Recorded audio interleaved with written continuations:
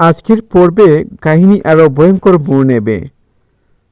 চন্দননগরের accounts রুমে ঢুকে পড়ল, আর অনিরুদ্ধ শুধু আর্থিক দুর্নীতির কাগজপত্রই খুঁজছে না, তারা ধীরে ধীরে এমন এক রহস্যের মুখোমুখি হবে যা সংযুক্তার আসল রূপকে একেবারে উন্মোচন করে দেবে। ফাইলের স্তূপের মধ্যে একটি পুরনো ডায়েরি আর কয়েকটি অসম্পূর্ণ রিপোর্ট চোখে পড়বে অনিরুদ্ধের। সেখানে স্পষ্টভাবে ইঙ্গিত থাকবে যে যাকে সবাই আত্মহত্যা বলে মেনে নিয়েছে, সেই অ্যাকাউন্টসে আসলে আত্মহত্যা করেনি, তাকে পরিকল্পিতভাবে মৃত্যুর দিকে ঠেলে দেওয়া হয়েছে। ডায়েরির পাতায় লেখা থাকবে পিওর লাইফের কোটি কোটি টাকা কিভাবে বিদেশি অ্যাকাউন্টে পাচার হয়েছে, কিভাবে কালোবাজারির সঙ্গে জড়িত হয়েছে সংযুক্তা, এবং কারা কারা সেই লেনদেনের সাক্ষী ছিল।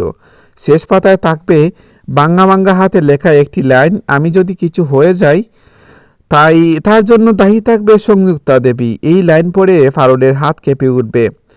সে বুঝে যাবে ব্যাপারটা শুধু চাকরি থেকে বের করা বা আর্থিক দুর্নীতির মধ্যে সীমাবদ্ধ নয়, এর সঙ্গে জড়িয়ে আছে একটি মানুষের মৃত্যু। অনিরুদ্ধ তখন ফারুলকে সাবধান করে বলবে, এই প্রমাণ এখনই বাইরে নিয়ে যেতে হবে, কারণ সংযুক্তা বুঝে গেলে যে তার অ্যাকাউন্টস গাড়ছে, তাহলে প্রমাণ নষ্ট করতে এক সেকেন্ডও দেরি করবে না। ঠিক সেই সময় বাইরে পাহাড়ে থাকা রায়ান দেখতে পারে সংযুক্তার এক বিশ্বস্ত লোক অফিসের দিকে এগিয়ে আসছে। তার মুখের ভাব দেখে বোঝা যাবে সে কোনো সাধারণ কাজে আসেনি। রায়ান সঙ্গে সঙ্গে ফারুলকে ফোন করে সতর্ক করবে, দিদি সাবধান, মনে হচ্ছে ম্যাডাম সব টের পেয়ে গেছে। ভেতর থেকে তখন তীব্র আতঙ্কের পরিবেশ। অনিরুদ্ধ দ্রুত হার্ড ডিস্ক স্কুলের ডেটা কপি করতে বলবে। ফারুল নিজের ব্যাগ থেকে একটি ছোট্ট পেন ড্রাইভ বের করে সব গুরুত্বপূর্ণ ফাইল সেখানে সেভ করতে শুরু করবে। বিদেশি ব্যাংক ট্রান্সফারের স্টেটমেন্ট, হীরের আংটির নিলামের রসিদ, সেই মৃত অ্যাকাউন্টসের শেষ ইমেল যেখানে সে লিখেছিল, ম্যাডাম আমাকে সব মুছে ফেলতে বলেছেন কিন্তু আমি পারছি না, এটা অন্যায়।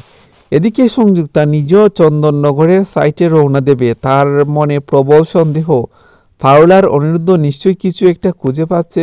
গাড়িতে বসে সে তার লোকদের নির্দেশ দেবে যেন অ্যাকাউন্টস রুমে ঢুকে সব কাগজপত্র ধ্বংস করে দেওয়া হয়, আগুন লাগিয়ে দেওয়া হোক, হার্ড ডিস্ক ভেঙে ফেলা হোক, যাতে কোনো প্রমাণ আর না থাকে। অফিসে হঠাৎ বিদ্যুৎ চলে যাবে। অন্ধকারের মধ্যে ফারুল আর অনিরুদ্ধের শ্বাস নেওয়ার শব্দ পর্যন্ত শোনা যাবে। দরজার বাইরে পায়ের আওয়াজ। রায়ান ছুটে এসে পিস পিস করে বলবে, ওরা এসে গেছে। সেই মুহূর্তে অনিরুদ্ধ ফারুলের হাতে পেন ড্রাইভটা গুজে দিয়ে বলবে, যাই হোক, এটা নিয়ে বেরোতে হবে, এটাই সংযুক্তার শেষ। ঠিক তখনই দরজা খুলে যাবে। সংযুক্তার লোকেরা ভেতরে ঢুকতে যাবে, আর দূর থেকে শোনা যাবে সংযুক্তার গলা, ঠান্ডা কিন্তু ভয়ঙ্কর, খুঁজে দেখো কেউ যেন কিছু নিয়ে যেতে না পারে। চোখে চোখে পড়ে যাবে ফারুল আর সংযুক্তার সন্দেহের লড়াই। সংযুক্তা বোঝা যাবে ফারুলই তার সব গোপন রহস্য চাবিকাঠি। পর্বের শেষ দৃশ্য দেখা যাবে, কোনো মতে অন্ধকারের সুযোগ নিয়ে ফারুল, অনিরুদ্ধ আর রায়ান একসাথে পালিয়ে বেড়াচ্ছে। হাতে রয়েছে সেই পেন ড্রাইভ, সংযুক্তার কালো সাম্রাজ্য ধ্বংসের আসল অস্ত্র। কিন্তু সংযুক্তা কি তাদের এত সহজে ছেড়ে দেবে, নাকি এবার শুরু হবে ফারুলের জীবনের সবচেয়ে বড় বিপদের অধ্যায়? এই প্রশ্ন নিয়েই শেষ হবে আগামী পর্বে টানটান।